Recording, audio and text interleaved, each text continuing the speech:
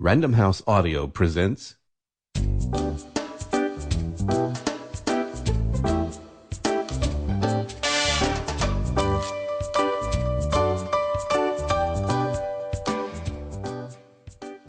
Sound of General Ignorance. Written and read by John Lloyd and John Mitchinson.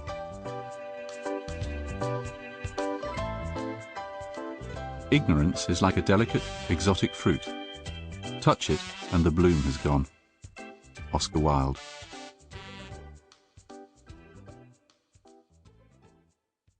There's an idea going about that the human race basically understands how the universe works. Not you and me, obviously, but scientists, perhaps, or experts. Regrettably, this is not the case. In the words of Thomas Edison, the man who didn't invent the light bulb, we don't know 1/1,000,000% about anything. This book is for the people who know that they don't know very much. It contains hundreds of things that the average person doesn't know. But it doesn't begin to scratch the surface of human ignorance because it's the kind of stuff that has answers. The really interesting questions aren't like that. What is life? Nobody knows. What is light, or love, or laughter? It's a very well-kept secret, which they don't teach you at school, that nobody has the faintest notion what gravity is, or consciousness, or electricity, or viruses. We don't know why there's something and not nothing, and we do not know either how or why the universe began. Worse, 96% of the universe appears to be missing.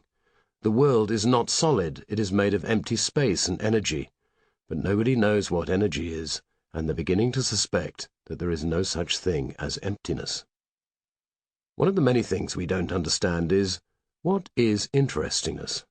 The Romans, interestingly, had no word for interesting. Nobody has ever successfully defined what interestingness actually is, or worked out why what you don't know is much more interesting than what you do know. Biologists say our primal drives are food, sex, and shelter, no different from the animals. We say there is a fourth drive, which makes us uniquely human: curiosity. Porcupines do not worry about the meaning of existence. Moths and aardvarks don't look up at the night sky and wonder what the twinkly bits are. People do. In the words of W.H. Auden, those who run to the apes to explain our behavior are chuckleheads, too dumb to know their arse from a hole in the ground. The human brain is the most complex single object in the cosmos. It can make more connections than there are positively charged particles in the visible universe. Nobody knows why it's so massively complicated, or what we are supposed to do with all that astonishing computing power. We think we know the answer. Ask more questions. You might be surprised to discover that the largest living thing isn't a blue whale or a giant redwood tree. It's a mushroom. And it's not even a particularly rare one. You've probably got the honey fungus, Amylari ostoyi, in your garden, growing on a dead tree stump.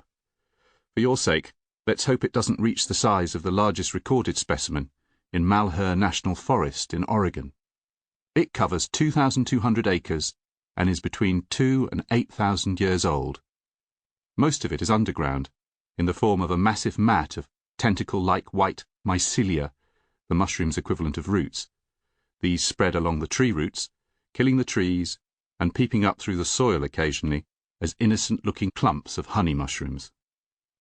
The giant honey fungus of Oregon was initially thought to grow in separate clusters throughout the forest, but researchers have now confirmed it is the world's single biggest organism, connected under the soil. But size can be deceptive. What do you think, for example, is the biggest thing a blue whale can swallow? A small family car, maybe, or an unlucky sailor? In fact, the whale's throat is very small, almost exactly the same diameter as its belly button.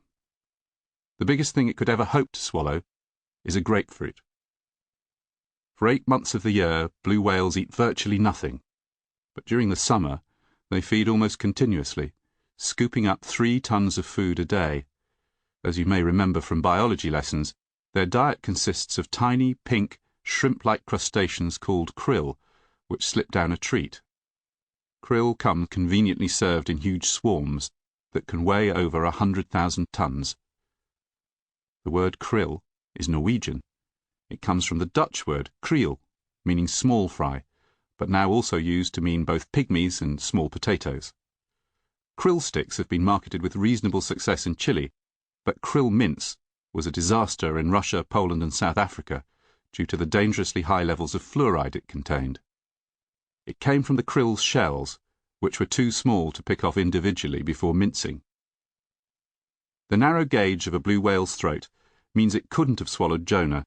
The only whale with a throat wide enough to swallow a person whole is the sperm whale, and once inside, the intense acidity of the sperm whale's stomach juices would have made survival impossible.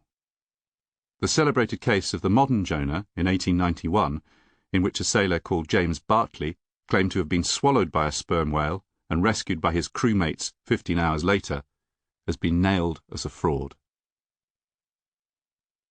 Aside from its throat, everything else about the blue whale is big. At 106 feet in length, it is the largest creature that has ever lived, 3 times the size of the biggest dinosaur, and equivalent in weight to 2,700 people. Its tongue weighs more than an elephant. Its heart is the size of a family car. Its stomach can hold more than a ton of food. It also makes the loudest noise of any individual animal, a low-frequency hum that can be detected by other whales over 10,000 miles away. Long-distance humming is one thing, but which animal goes hunk hunk? It's the sound of a pig in Albanian. Pigs go hunk hunk. Albanian dogs, on the other hand, go ham ham. In Catalan, dogs go bup bup. The Chinese dogs say wang wang. The Greek dogs go gav gav. The Slovenians hov hov, and the Ukrainians haf haf. In Iceland, it's a voff. In Indonesia, it's a gong gong.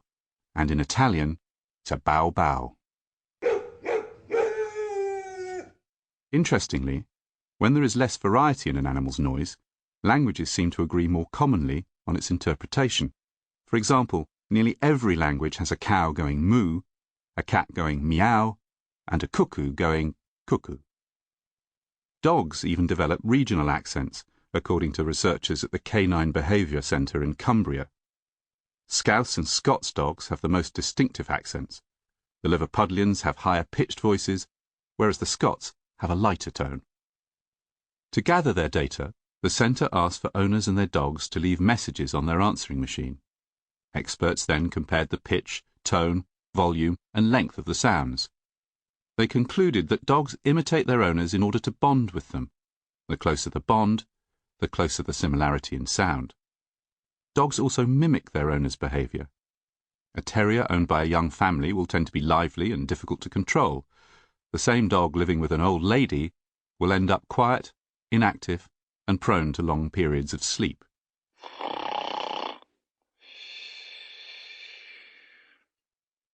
If dogs are good mimics, surely frogs sound the same everywhere. Not a bit of it. There are 4,360 known species of frog, and only one of them goes ribbit. Each species has its own unique call. The reason everyone thinks all frogs go ribbit is that ribbit is the distinctive call of the Pacific tree frog, the frog that lives in Hollywood.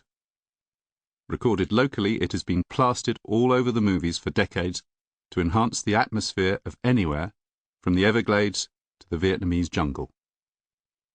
Frogs make a huge variety of noises.